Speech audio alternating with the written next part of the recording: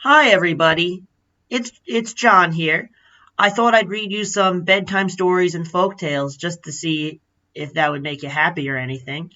But if you can listen to them at any time, whatever works for you. The stories I'm going to read to you today are Hansel and Gretel, The Country and the City Mouse, and Goldilocks and the Three Bears. So let's get started on Hansel and Gretel, a classic story. Once upon a time, Hansel and Gretel lived deep in the forest with their father, a poor woodcutter, and their stepmother.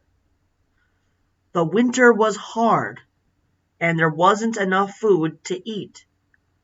The wicked stepmother told the father that he must take the two children into the forest and leave them behind. "How can I do that to my poor children?" the woodcutter asked. "You fool!" said the stepmother. "If you do not, then all four of us shall starve." Hansel and Gretel were not asleep, and when they overheard this conversation, Gretel began to cry. "Don't worry," Hansel said, "I will find a way." The moon shone brightly that night, and Hansel crept downstairs and sneaked outside to collect a pocket full of pebbles that shone bright white. When day dawned, the wicked stepmother woke up the children, gave them each a piece of bread for dinner, and told them to hurry up and get dressed. Together, all four went into the forest. Their father built a large fire. Then he kissed Hansel and Gretel gently on their foreheads and bade them a tearful goodbye. As soon as they were gone, Gretel began to cry, but Hansel told her to shush. He had dropped pebbles from out of his pocket all along the way. They stayed close to the fire all day, and when the full moon rose high in the sky, Hansel took his little sister by the hand and followed the pebbles, which shone like bright silver coins. They walked all night, and as the sun began to come up, found the door to their father's house. When they knocked on the door, their stepmother opened and said, "You naughty children, we thought you were never coming back at all." Their father smiled and hugged his two children close. Not long after, food once again ran out, and Hansel and Gretel once again heard their stepmother order their father to leave the children in the forest. That evening, when the old folks were asleep, Hansel crept downstairs to collect more pebbles, but found that the old woman had locked the door to the house. Gretel began to cry, but Hansel hushed her and said, "Don't worry, I will find a way." When day dawned, the wicked stepmother woke up the children, gave them each a piece of bread for dinner, and told them to hurry up and get dressed. Together all four went into the forest. All along the way, Hansel broke off pieces of bread and dropped the crumbs on the ground to make a trail leading home. Their father built a large fire. Then he kissed the children gently on their foreheads and bade them a tearful goodbye. They stayed close to the fire all day, and when the full moon rose high in the sky, Hansel took his little sister by the hand and looked for the white pieces of breadcrumbs that he had dropped. But they found no breadcrumbs because the thousands of birds that live in the forest had eaten them all up. Gretel once again began to cry, and Hansel took her hand. "Come with me, sister. I think I remember the way." Off they went, deeper into the forest. They were very lost and very hungry and about to give up, when up ahead in a clearing they saw the strangest little house. Its walls were built of brown gingerbread, and its roof was made of frosted cake. Even the windows were made of clear sugar. "I'm going to eat it all," Hansel said. "I'm going to eat it all." They both ran to the house and began breaking off pieces. Then a soft voice from inside said, Nibble, nibble like a mouse. Who is nibbling on my house? The children answered, only the wind, blowing out and blowing in. And they went on eating heartily. Suddenly the door opened, and a woman as old as the hills hobbled out on crutches. Hansel and Gretel were terribly frightened. The old woman smiled and said, do come in and stay with me. She led them inside and fed them pancakes and apples and sugar and nuts. Afterwards, she showed them to two pretty little beds, where they immediately fell asleep. The old woman, who was really a wicked witch, had only pretended to be so kind. While they were sleeping, she seized Hansel and locked him in a little stable behind a grated door. Then she shook Gretel until she woke and told her to fetch water and cook something good for Hansel. When he is fat, the witch said, I will eat him. Gretel cried and cried, but she was forced to do what the wicked witch commanded. She cooked all the best food in the house for poor Hansel, but was given nothing to eat but crab shells. Every morning the old woman crept to the little stable and told Hansel to stretch out his finger to see if he would soon be fat enough to be eaten. Hansel, however, was very smart. He stretched out a little chicken bone to her, and the old woman, who could not see well, thought it was his finger. Week after week went by, and she was astonished that he ate and ate without gaining a single pound. When a month had gone by, and Hansel still remained thin, the witch told Gretel she could not wait any longer. Whether Hansel is fat or lean, tomorrow I will kill him and cook him. The witch laughed. The next morning, the witch woke up Gretel and told her that it was time to bake some bread to eat with Hansel. The oven is warming, and the dough is ready, the witch said. Creep inside the oven and see if it is hot enough to put the bread in. Gretel was smart too, and she knew that the witch intended to lock her up in the oven, bake her, and eat her too. I don't understand, Gretel said. How can I get in? Silly goose, said the old woman. That door is big enough. Look, I can fit it in myself. The old witch crept up and thrust her head into the oven. Then Gretel gave her a big push and shoved her all the way in. She shut the iron door and fastened the bolt. Yikes. The witch began to howl and scream, but Gretel would not let her out. Gretel ran like lightning to Hansel, set him free, and cried, Hansel, we're saved. The old witch is dead. They hugged and kissed and danced. In the witch's house they found chests filled with pearls and jewels.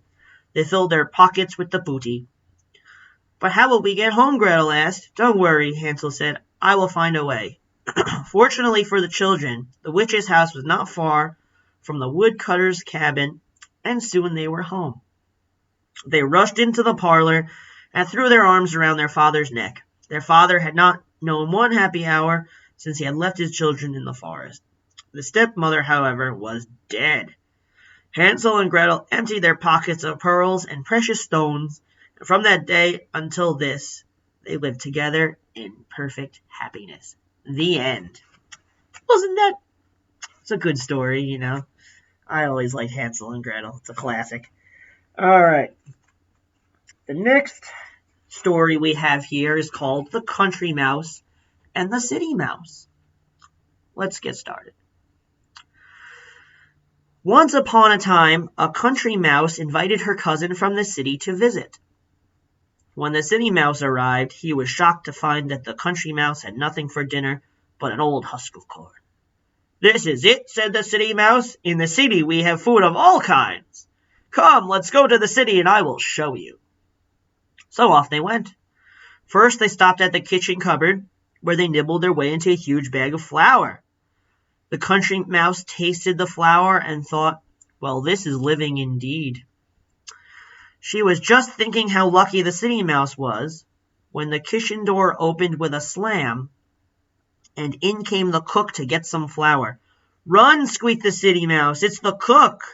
Off they ran, scamper skitter into the mouse hole. The little country mouse was shaking and shivering with relief that they had escaped. That's nothing, said the city mouse. She'll go away soon and we can get some more food. Sure enough, when the cook had gone and shut the door, the city mouse took his cousin to the top shelf of the cupboard. There they found a huge box of raisins. They quickly gnawed their way into the box and began pulling out raisins and eating them up. This was incredible, thought the Country Mouse, truly delicious. But just then there was a scratching at the door and a sharp, loud meow. What's that? Said the Country Mouse. Run, squeaked the City Mouse. It's the old Tom Cat. Off they ran, scamper, skitter, into the mouse hole. The little Country Mouse was shaking and shivering with relief that they had escaped. Shaking. That, panted the City Mouse, was the old Tom Cat. If he gets a hold of you, you are done for. I'm never going to go into that cupboard again, said the Country Mouse. I know a better place, said the City Mouse. Let's go down into the cellar. That's where they keep the really good stuff. Down they went into the cellar. It was truly an amazing place. On the walls were shelves lined with chunks of cheese. From the ceiling hung ropes of sausages, and on one table was an entire ham, smoked and waiting to be eaten. It all smelled so wonderful that the Country Mouse had to try everything. She ran up and down the shelf, nibbling at cheese. In one corner, she saw an extra rich and very delicious-smelling piece of cheese on a strange-looking table. She was just about to sink her teeth into it when her cousin saw her. Stop! No! Shouted the City Mouse. That's a trap! What is a trap? Asked the Country Mouse skeptically. The minute you touch that cheese with your teeth, something from that table comes crashing down on your head, and you're dead. My goodness, squeaked the Country Mouse. She looked at the cheese, and she looked at her cousin. Please excuse me, she said. I think I'll go home now. I'd rather have an old husk of corn to eat in peace and comfort than have flour and raisins and cheese, but to be frightened to die all the time. So the little Country Mouse went back to her home in the fields, and there she stayed for the rest of her life. Well, there you go. That's the Country and the City Mouse story. A good story. Good lesson there about life. All right. Last but not least is the classic Goldilocks and the Three Bears. Here we go. Once upon a time, there were 3 little bears, a mama bear, a papa bear, and a baby bear. These bears lived in a house in the woods, which is very unusual for bears. One day, Mama Bear was making porridge for breakfast, but the porridge was too hot. The bears decided to go for a walk. While they were out, a little girl with long golden hair came to the door of their house and knocked. Her name was Goldilocks. She knocked and knocked, but no one answered. Goldilocks was lost and tired and very hungry. Finally, she opened the door and peeked inside. Hello, she said, but no one answered.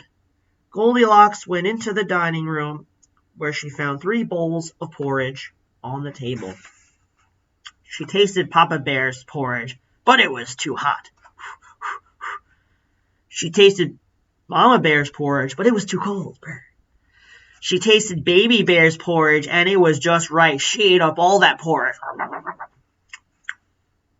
Then she decided to sit down in the living room and read a magazine. Maybe she read the New York Times. Yeah, Goldilocks reads the New York Times. First, she sat in Papa Bear's chair, but it was too hard. Oh, no.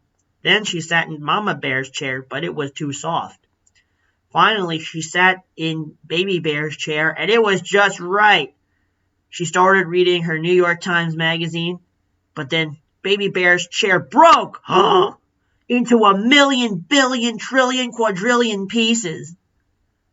Goldilocks was very tired now, so she went upstairs to look for a bed to lie down in.